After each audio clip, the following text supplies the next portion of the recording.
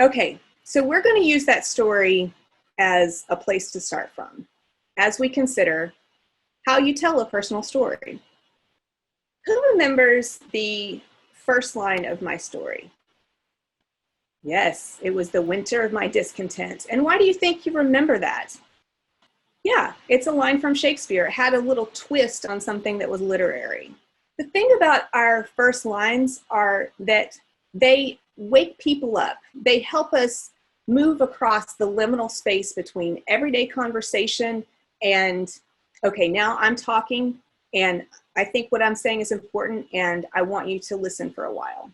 In terms of the first line and the last line, I kind of think of this as being like a sandwich.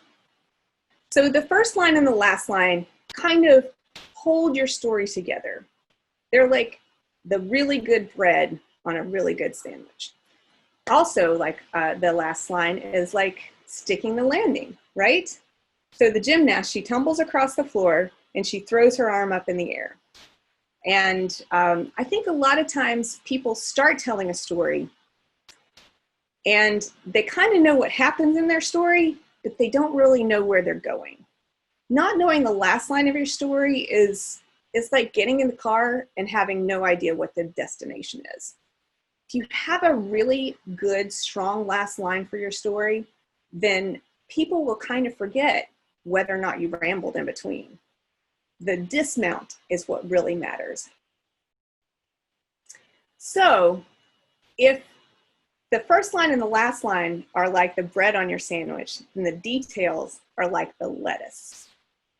Now, how many times have you gotten a sandwich where it was just piled high with lettuce and you had to take off some of the bread, scoop off some of the lettuce, put it back together just so you could fit it in your mouth, right?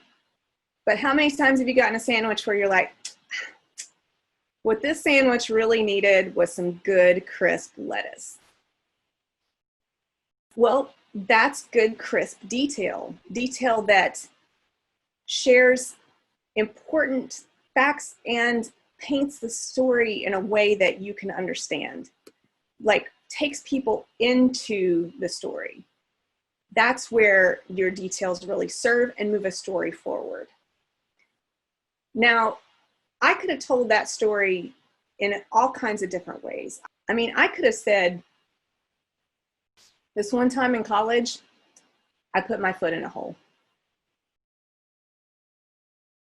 That wouldn't have been a very interesting story, would it? That's more of an anecdote.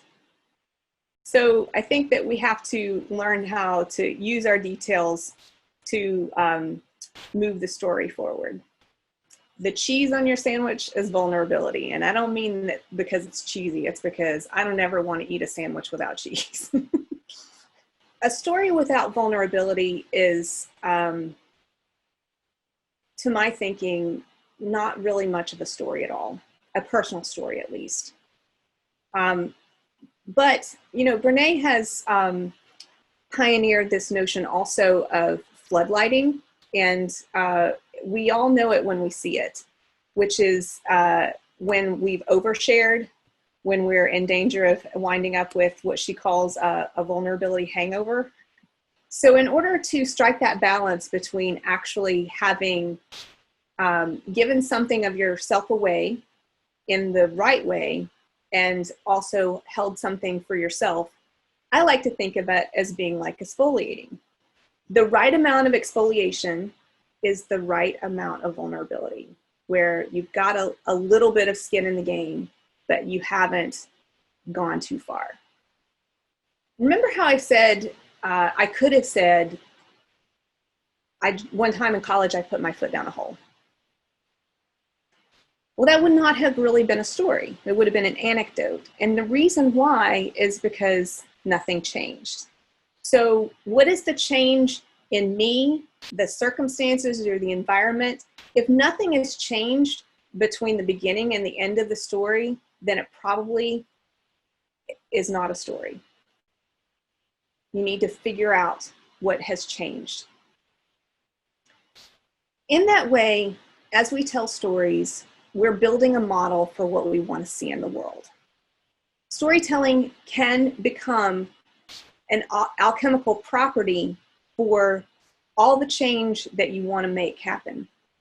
What if in the same way we said, you know, just like we said we were going to put a man on the moon, we said we are going to end homelessness by the end of this decade, or we are going to figure out how to stop climate change. All we would have to do is line up all of our resources behind it and make it happen.